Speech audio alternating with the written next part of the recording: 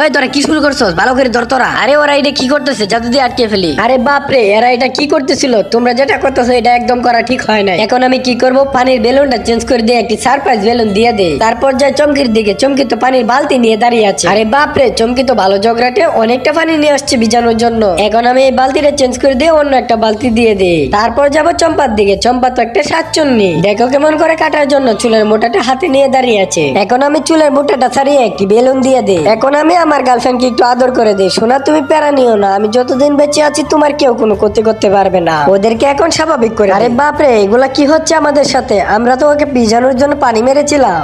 আরে এটা কি হচ্ছে আমাদের সাথে? আরে এটা তো আমিও জানি না। আরে সর্বনাশ, এখানে জিন ভূত চলে আসে নাই তো আবার? এরপর যা হয়েছে সেটি দেখে তুমি অবাক হয়ে যাবে। তার আগে এই পৃথিবীতে সবচেয়ে বেশি কাকে ভালোবাসো? আমি তো আল্লাহকে। তুমিও যদি আল্লাহকে ভালোবাসো তাহলে ভিডিওতে লাইক দিয়ে চ্যানেলটি সাবস্ক্রাইব করে কমেন্টে বলে যাও। আরে তোমরা আমাকে কিসের জন্য অভিনন্দন জানাচ্ছ?